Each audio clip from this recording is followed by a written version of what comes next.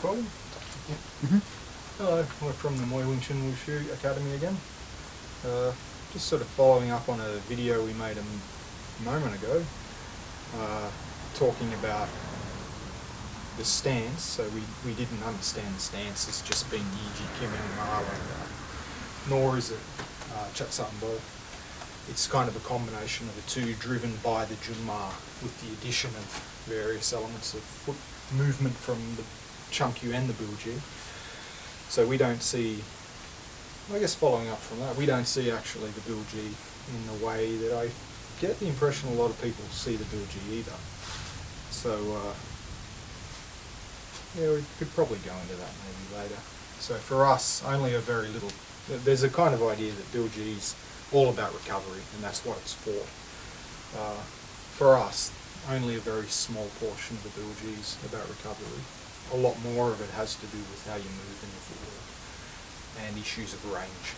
But sort of pursuant to that, we're just going to talk a bit about the range and how we understand range. One of the things that you kind of see that confuses the crap out of me, to be honest, is this stuff about Wing Chun not having any long range or ability to deal with long range stuff. And it confuses me because I guess the Bilji contains the long range stuff, generally speaking. And you know, Wing Chun's long range stuff isn't further than the extension of your arm and fingers. But at the same time, well, long range is the kick as well. That's about as long as you can reach, I guess. But the thing that confuses me about it when people talk about it is that Wing Chun doesn't have anything to deal with long range stuff. How long is long range? I mean, if Nick wants to hit me from there, he's out of range. He can't reach me. If he comes close enough for him to reach, I'm not going to wait around for that and then try to deal with it. If he's there, I'm going to close. And I'm going to put myself, I'm not going to hang, let's say when Nick does some martial art that specialises in reaching out and punching from back there. I'm not going to hang around as a person who's trained at Wing Chun to deal with that. Why would I? All my weapons won't reach. He's turned there. However, if you look at what Wing Chun's strength is, it's being in closer. And the footwork facilitates getting there. So if he's coming in, I'm going to come in to where Wing Chun's range is optimal. So Wing Chun, I don't understand why people say it needs this long range game that people say, because it's not meant to really have it, I suppose. You're not meant to try and do Wing Chun from back here. If I'm doing Wing Chun and I back off, according to us, you've already failed on the outset. You may have evaded that, but if that's on the way, and you can pretty well guarantee it would be, you're in some serious trouble. At some point, you either are going to get hit, or, you know, say I've stuffed up and I'm back here, well then I'm going to try and recover and close range. But having said that, on the outset, it would have been better to do it in the first place. So maybe I'm missing something, I don't know. But this idea that Wing Chun needs to have this sort of so-called long-range stuff, as long as the long-range stuff it has, if he's in close enough, or rather if he's out and he's come in close and got into there, my Chunkyu takes care of this sort of thing. If he then wants to back off, then I've got elements of the Bilji to come after him and still keep him within something resembling my Wing Chun range. So I want to try and keep him there. So you should be sticking. The idea is he comes in, I get within the range which is good for me. If he manages to try and back off, I've got ways to kind of follow him pretty quickly. So this is how we see range and bridging. It's not so much staying out, and if he's throwing punches, trying to kind of figure out what he's doing. That's really something we personally don't like to do. If he throws something, I want to be in getting it as he gets it.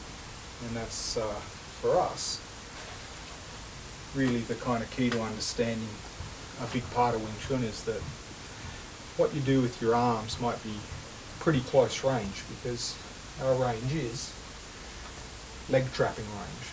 That's Wing Chun's range, is leg trapping range. You could be kind of back here, but you're much better off in this sort of area where you've trapped the leg as well. So that's what Wing Chun's range is. You can get much closer in where you're going to come in and attack people with your shoulders and so on, if you know how to do that stuff. So it's really quite close into the other person who's trying to punch you. So Wing Chun's arm stuff, and even its kicks aren't particularly very reaching, you just do it that way, you reach further. But what is kind of long range, I guess, is this Chum Q step. When you practice it, best practice, especially when you first learn it, is to take lots of little tiny steps. But when you've got that, and you've got it so you can really throw it fast, and there's no point practicing it like that, because you're never going to get past someone's punch with that kind of training.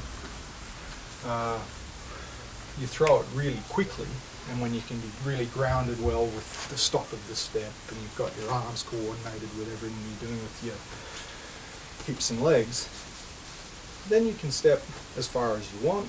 There seems to be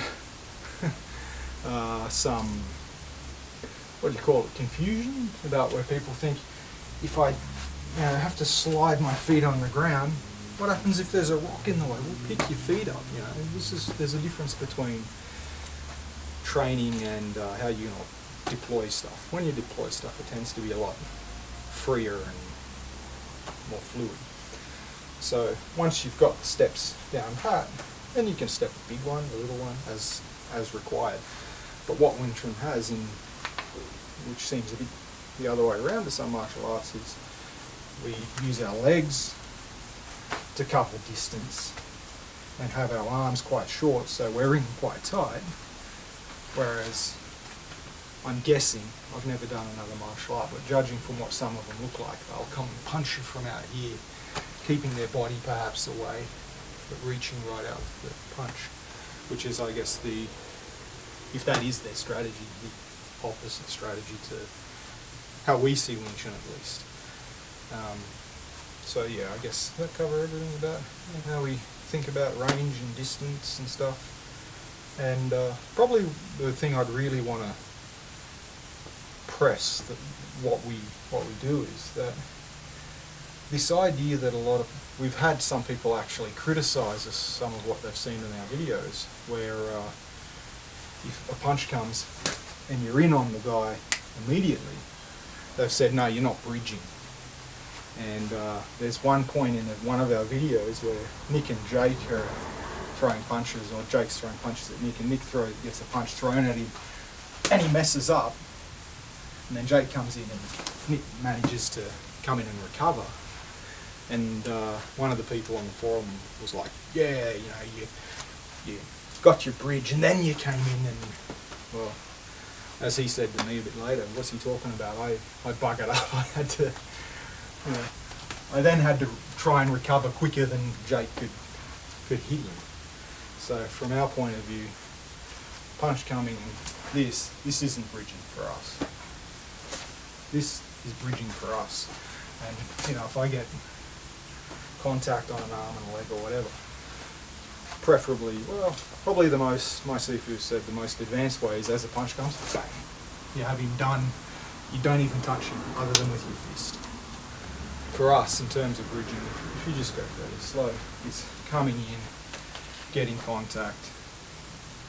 A good way is on a leg, on an arm, and with the attack, land the attack, as he'd be punching there, so to be bang, have him done as he thinks he's going to get you, or a step ahead, if you're quick enough. So we really don't want to be